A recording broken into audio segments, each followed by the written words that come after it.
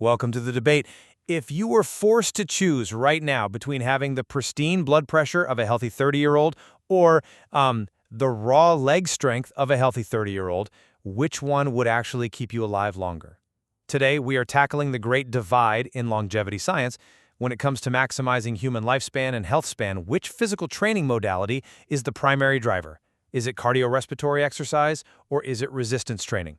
Yeah, it really is the defining fault line of the medicine 3.0 paradigm.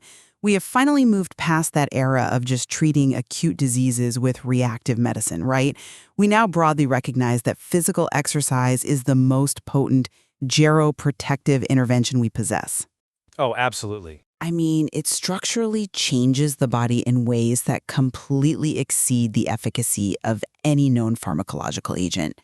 But the traditional dichotomy, cardio versus weightlifting, it presents two radically different physiological stressors to the human organism. And they yield two intensely distinct sets of biological adaptations. I represent the position that aerobic cardiorespiratory training is the absolute foundational lever for extending lifespan. When I look at the clinical data, it demonstrates a virtually limitless dose-response benefit. Cardio provides a predictive power for delaying all-cause mortality that is simply unrivaled by anything else in the medical literature. I look at the exact same data and arrive at a totally different conclusion. I represent the position that resistance training is the true enabler of human longevity. My argument is that skeletal muscle is not just a structural tissue meant for locomotion. It acts as an essential, life-sustaining endocrine organ.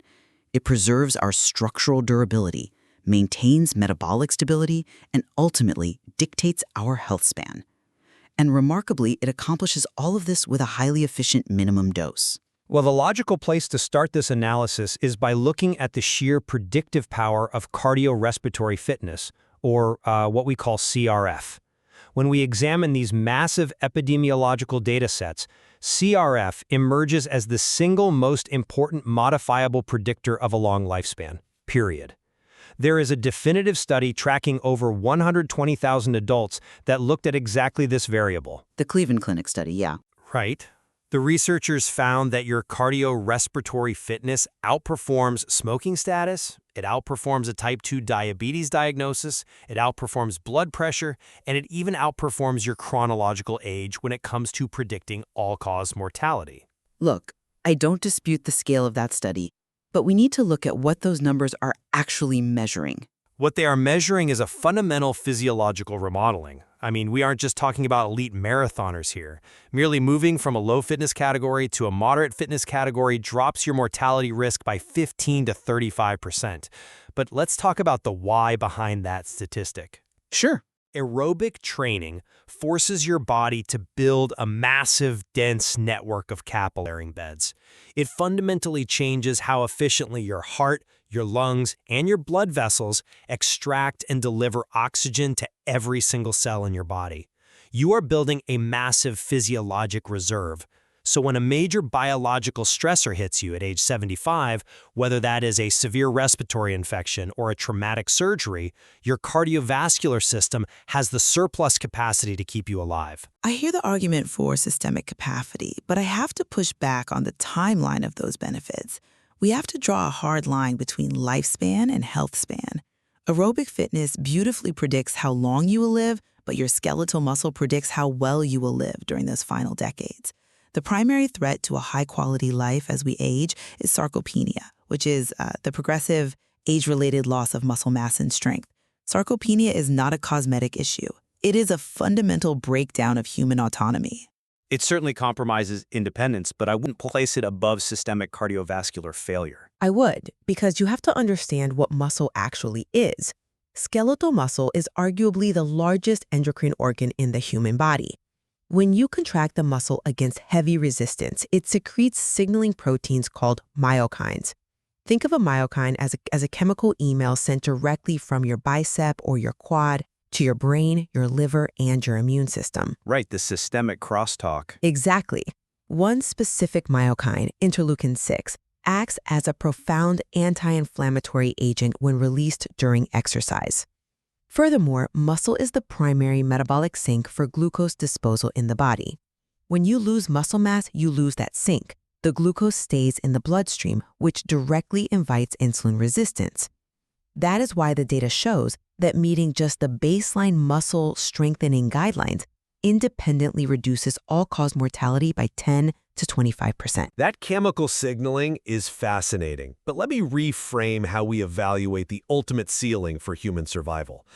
When we talk about predictive biomarkers in the longevity space, the gold standard is VO2 max. Everyone listening is likely familiar with VO2 max as the maximum volume of oxygen your body can utilize during intense exertion.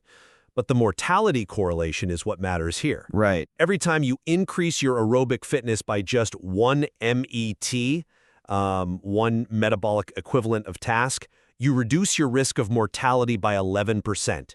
VO2 max essentially sets the absolute biological ceiling of your survival. To use a mechanical analogy, your VO2 max is the literal engine size of your vehicle. A massive, highly adapted heart and lung system is the only way to guarantee a long journey. Muscle, while undeniably important for the reasons you stated, is the superficial bodywork.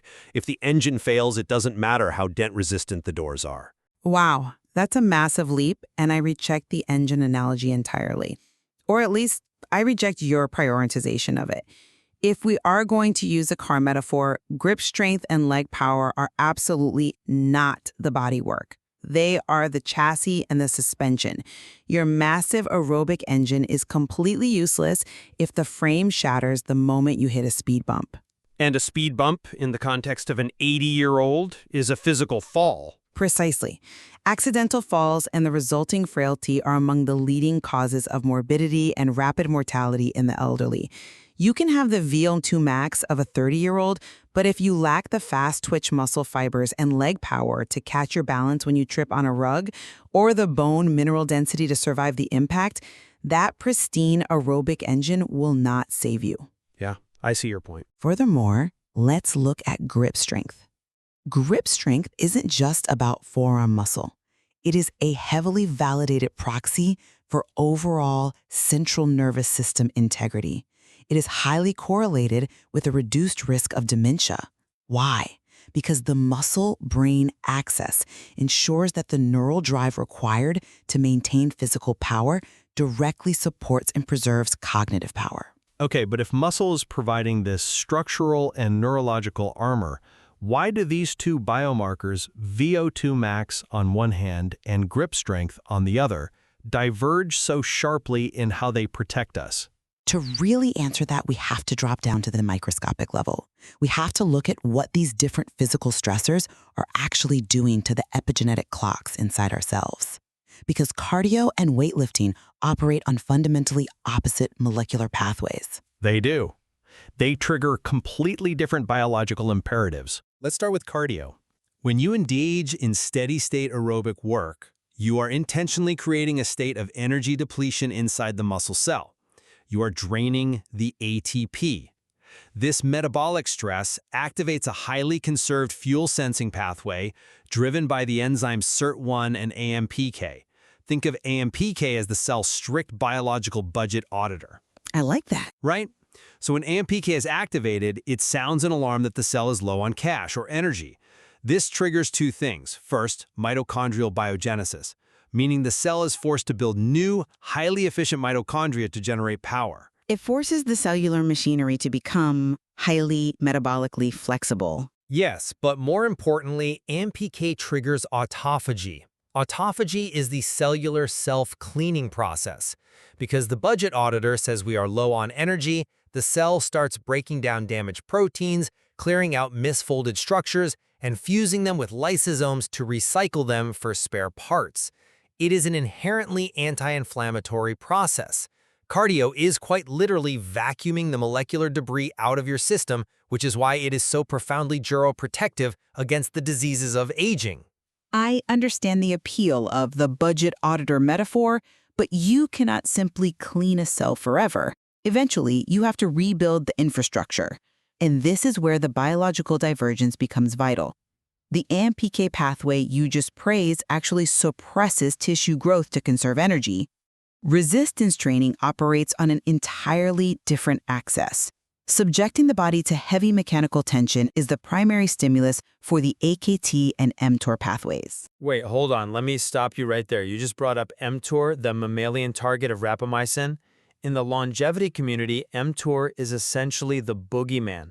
I know. We literally study drugs like rapamycin specifically to suppress it, because chronic systemic activation of mTOR is heavily linked to accelerated cellular aging and cancer cell proliferation. So if mTOR causes aging, why on earth are you telling me to actively turn it on by lifting heavy weights? Make that make sense. That is the most common misconception in this space, so I'm really glad you brought it up.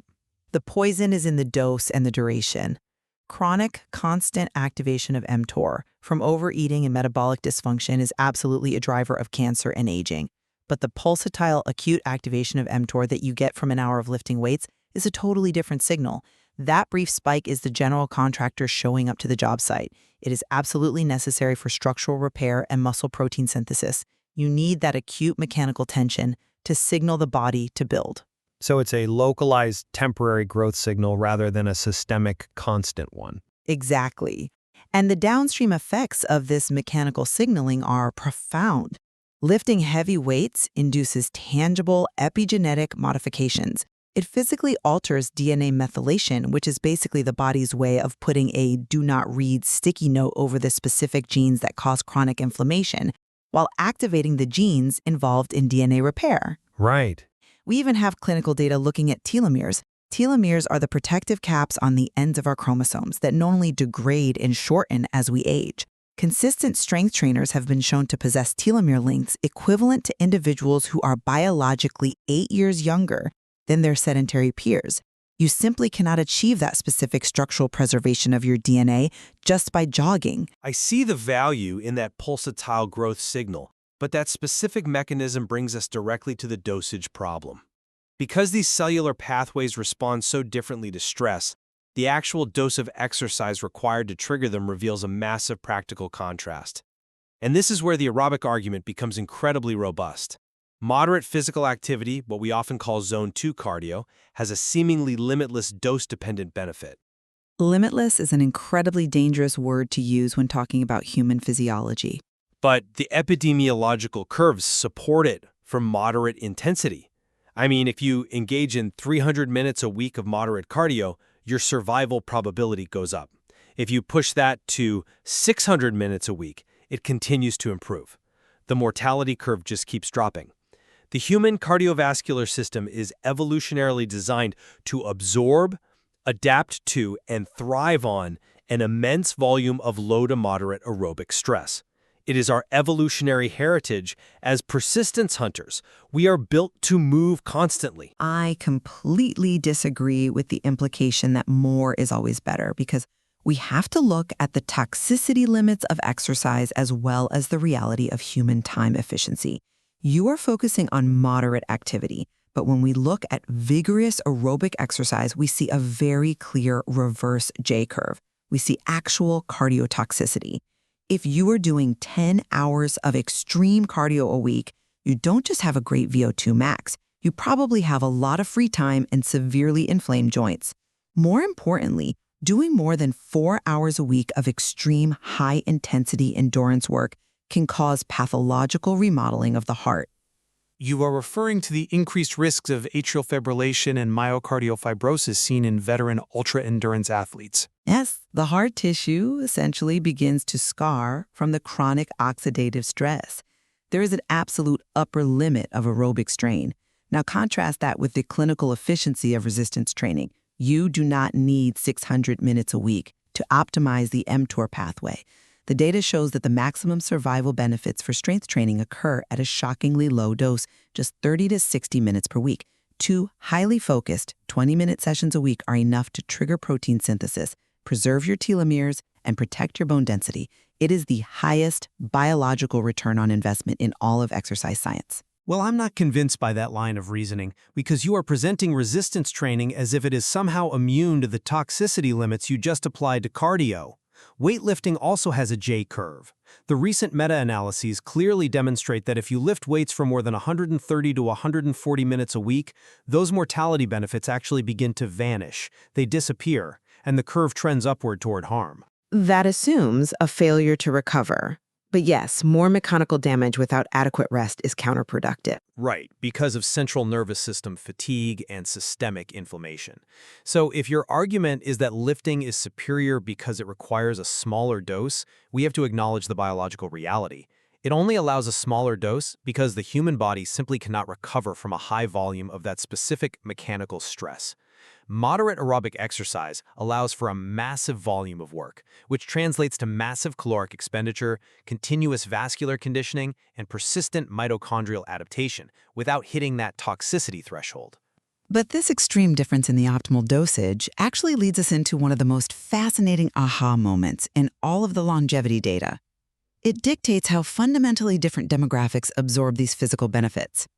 Because the required dose for resistance training is so low, it creates a massive untapped physiological reservoir, specifically when we look at sexual dimorphism in longevity gains. You are talking about the gender gap in the exercise adaptation data.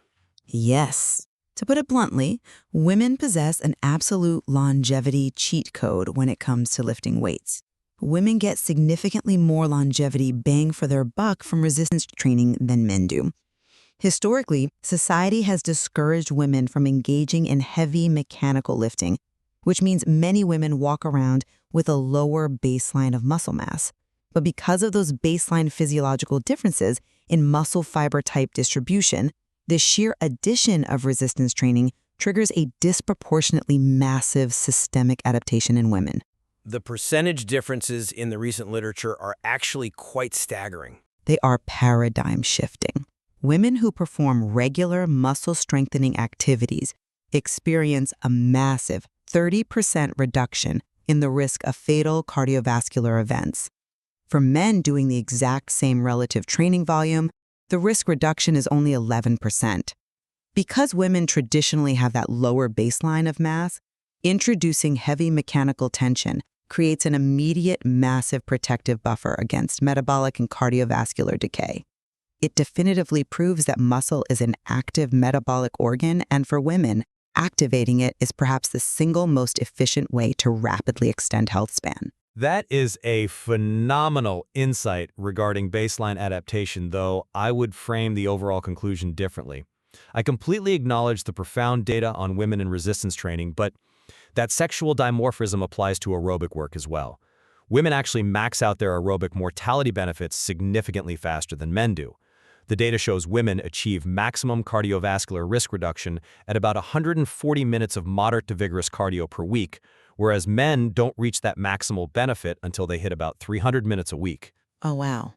So the female physiology is just a more efficient responder across both modalities. Exactly. The female body extracts the geroprotective benefits faster. But here is the critical piece of evidence regarding the ultimate foundational power of aerobic conditioning.